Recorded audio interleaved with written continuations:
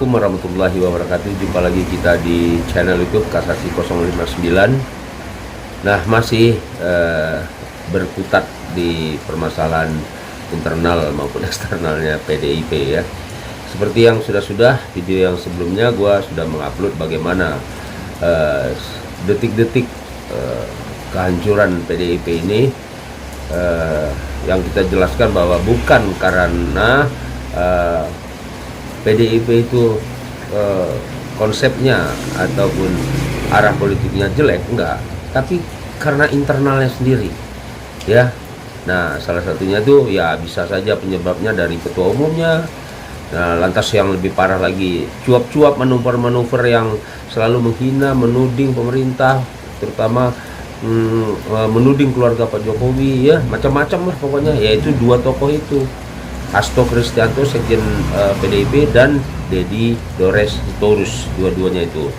Nah, senada dengan itu, gua mengutip atau mengacu kepada channel YouTube dari Opung Parbelak yang cukup baik membahas. Dia netral, artinya netral secara verbal. Kita lihat bahwa dia ketika suatu partai bermasalah, ya dia bahasnya bukan menyudutkan salah satu partai aja, tapi karena PDIP yang banyak bermasalah, maka dia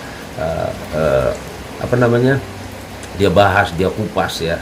Dan jadi hari ini saya ingin mereaksi ya. Kita coba mendengar apa kata Opung Parbelak ya. Kita lihat aja nih. Kalian tahu siapa orang yang paling bertanggung jawab dengan tenggelamnya PDIP di pilkada? Penasaran? Kalau yang jeli udah pasti udah tahu siapa nama-nama orang ini. Tak lain dan tak bukan adalah Deddy Sitorus dan Hasto Kristianto.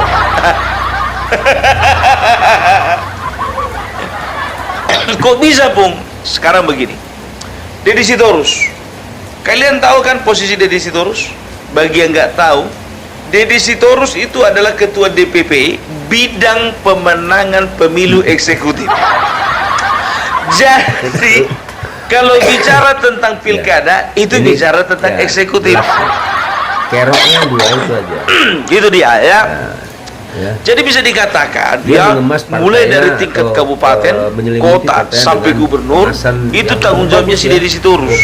Nah, satu-satunya orang yang paling pening kepalanya sekarang gara-gara tenggelamnya PDIP di Jawa Tengah dan di Sumatera Utara, ya Deddy Sitorus. Kekuasaannya itu yang kita lihat aja nih. Serius, Pak. Makanya saking emosinya dia ya, katakan kalau Jawa Tengah itu adalah kandang bansos. Faktanya di lapangan begitu, ya kan? Manuvernya nggak. Kenapa dia nggak pernah bilang Sumatera Utara kandang bansos? Seharusnya Bu Mega juga harus hati-hati nih, mereka nih benar nggak? Karena dia merasa terancam. PDIP, kalau gitu. sempat dia katakan Sumatera Utara kandang bansos, nggak bisa lagi dia pulang kampung. Opungnya di situ, mamaknya dari situ, tulangnya dari situ, abang borunya ada di situ. Kita saksikan. Di mana? Sumatera Utara. Keluarga istrinya juga entah kemungkinan dari situ, nggak tahu juga aku. Berat, Wak, berat. Makanya aku bilang ya, rakyat Jawa Tengah sangat marah sekali ketika yang namanya Deddy Sitorus itu mengatakan Jawa Tengah menjadi kandang bansos.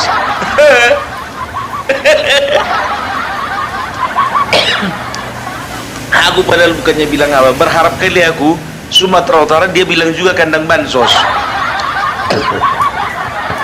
Karena aku pengen tahu juga ya bagaimana reaksinya Sumatera Utara.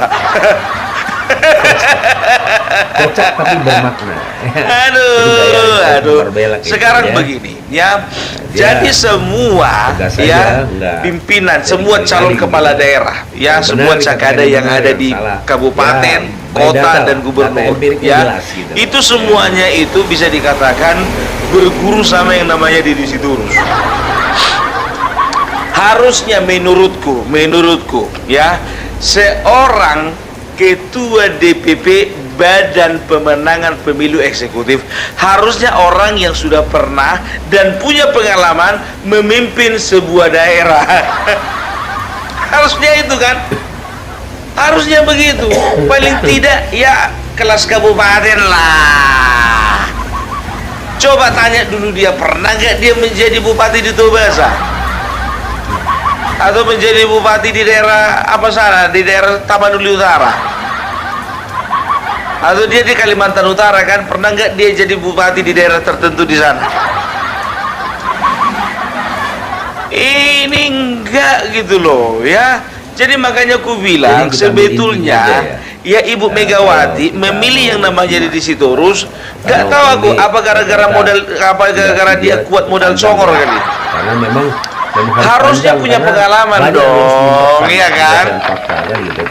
Terhadap contohnya Gibran, itu kian ketua bidang pemenangan pemilu eksekutif. Karena gimana pun juga Gibran punya pengalaman memimpin kota Solo, nah Deddy Sitorus nggak pernah. Bagaimana? Malah kalau ku bilang harusnya yang sudah pernah jadi gubernur gitu loh ya. Kan di Indonesia ini kan banyak, contohnya Iwayan Koster kan begitu kan, yang apa namanya Ganjar Pranowo, walaupun dia sendiri mengatakan bahwasanya walaupun saya 2 kali menjadi gubernur Jawa Tengah, saya ini gagal menurunkan tingkat kemiskinan. Yang penting ada pengalaman. Sama seperti kita ngelamar kerja ya, di tempat kerja itu yang baru, contohnya kita mau ngelamar kerja kan ada rekomendasinya kan begitu kan. Saya sudah berpengalaman di bidang oil and gas company ya, perusahaan minyak ya dan gas bumi selama 10 tahun. Biasanya orang yang dapat rekomendasi itu ya, orang yang punya pengalaman itu lebih cepat diterima bekerja daripada yang fresh graduate. Gitu. Aku udah cek, jujur aja aku bilang di tahun 2000 berapa itu ya, 2019, periode 2019-2024 ya, aku lihat sendiri sebetulnya Deddy Sitorus itu nggak ada namanya di DPP, nggak ada namanya. Tapi ku tengok ya kan, kalau ku tengok ya, karena memang kawan ini kebetulan memang congornya agak tajam ya. Waktu pileg kemarin dia kan berani menyerang pemerintahan, pileg kemarin itu pilpres waktu pilpres kemarin itu dia nampak frontal begitu kan. Nah, datanglah Megawati, cocok juga kawan ini kan begitu. Tapi dilihatnya lah di struktur kepengurusan DPP, yang ini udah terisi, ini udah terisi, ini udah terisi. Yang mana lagi nih? Oh, kita bikin aja lagi yang baru. Karena sebelumnya ketua DPP bidang pemenangan pemilu cuma 1 gitu loh. Nah sekarang periode yang baru mereka itu bagi 2. Yang satu bidang pemenangan pemilu legislatif, itu ketuanya itu Bambang Pacul. Yang kedua adalah bidang pemenangan pemilu eksekutif, ketuanya Deddy Sitorus kan begitu. Makanya aku bilang orang yang paling bertanggung jawab dengan kegagalannya PDIP ya meraih kepercayaan dari rakyat itu, iya salah satunya faktor Deddy Sitorus. Iya kan, enggak ya, jadi makanya aku bilang Deddy Sitorus ini ya, ketika dia apa namanya menuding mengkambing hitamkan Polri, ya, melakukan apa namanya melakukan pengerahan massa, ya aparat juga melakukan pengerahan massa, bupati kepala daerah juga di tempat tertentu melakukan pengerahan massa. Sebetulnya itu cuma kambing hitam gitu loh ya. Harusnya dia itu introspeksi diri loh, ketua badan pemenangan pemilu eksekutifnya saya, ngapain saya harus mencari kambing hitam yang lain? Biar saya jadikan diri saya kambing hitam. Harusnya seperti itu. Ya, jadi orang kalau gagal, jujur aja itu bedanya budaya di Indonesia sama di Jepang. Kalau di Indonesia ya, kalau kita melakukan kesalahan, kalau bisa orang lain yang dihukum. Itu dia. Kalau di Jepang enggak, kita melakukan kesalahan ya kita kalau bisa bunuh diri. Kan begitu. Ya, kara kiri lah kan begitu, ya kan? Ampun Baginda, ampun Ratu, saya sudah gagal melaksanakan pemilu eksekutif. Jadi oleh karena itu saya akan terima risiko. Ya. Mantap. Saya di mana? Saya di mana? Itu pisaumu itu pisau apa itu? Itu kok bisa itu karetnya pisaumu itu? Kau bilang kau bertanggung jawab, kau rupanya tetap juga kau takut mati. Tapi seiring yang gue bilang tadi perjalanan. Jadi itulah budayanya, ya kan? Tapi kurasa nggak budaya semua orang Indonesia lah. Itu budaya pengecutnya kayak gitu. Tadi dia sendiri dengan uang ciliknya gitu. Seorang pengecut kan begitu. Kalau dia melakukan kesalahan, kalau bisa kesalahannya itu ditimpakan kepada orang lain. Borok aja yang kelihatan. Dituduh parcok, dituduhlah rakyat. Yang pertama itu yang dikambing hitamkan parcok, ya pihak kepolisian. Dan tahu nggak kalian, khusus Jawa Tengah, yang dipersalahkan itu yang jadi kambing hitam itu tahu kalian siapa? Tak lain dan tak bukan, itu rakyat Jawa Tengah sendiri. Dengan dia mengatakan Jawa Tengah menjadi kandang bansos, itu artinya dia sedang mengkambing hitamkan bahwasannya rakyat di Jawa Tengah betul-betul menjadi masyarakat yang bisa dibeli. Jahat gak? Jahat. Kalau ku bilang gitu, ini kan kurang ajar kalau ku bilang, ya kan?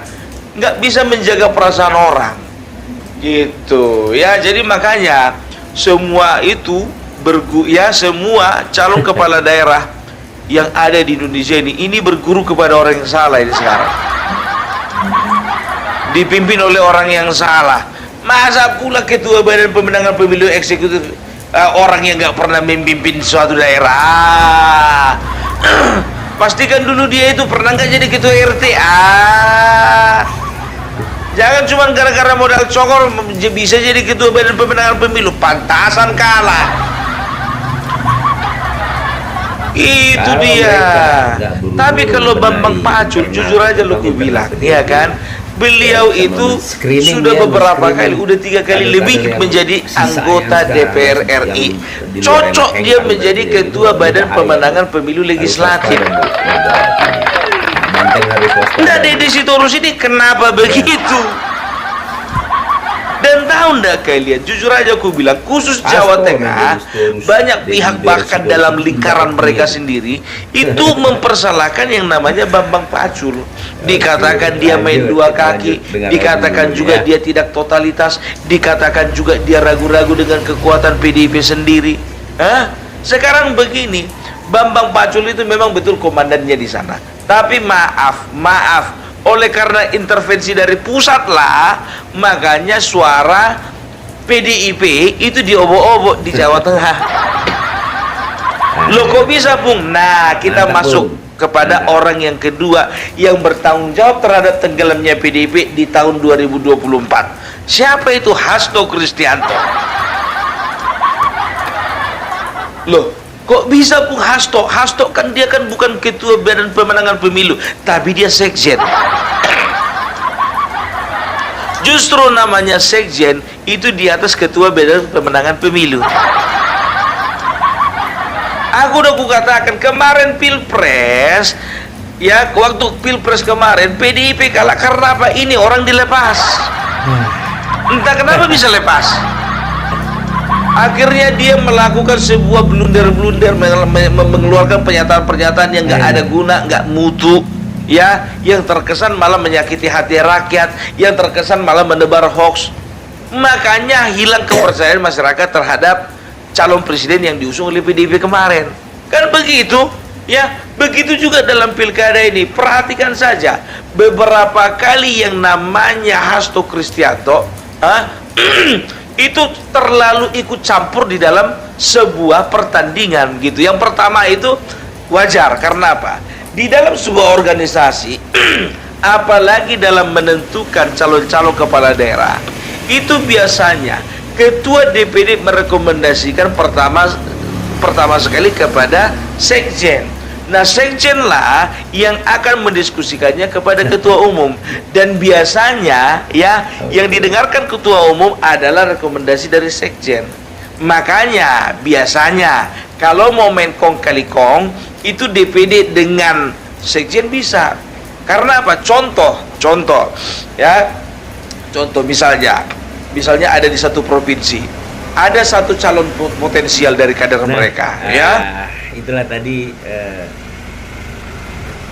ulasan dari Opung Parbelak ya tentang kekisruhan atau kemelut yang terjadi di internal PDIP karena ulah ya dari dua tokoh atau kader PDIP ya, yang bernama Hasto Kristianto sebagai sekjen PDIP dan Dedi Dores Sitorus. Nah, oke. Mudah-mudahan ini bisa bermanfaat bagi masyarakat atau netizen semuanya. Silakan berkomen ya, silakan berkomen yang baik, membangun negara ini sehingga menjadi negara yang benar-benar berbudaya, beretika, bermartabat, dan bisa menjadi negara yang makmur, adil dan merata. Sekian dulu komen kita dan mereaksi channel Opung Parbelak. Sampai ketemu di next video. Assalamualaikum warahmatullahi wabarakatuh.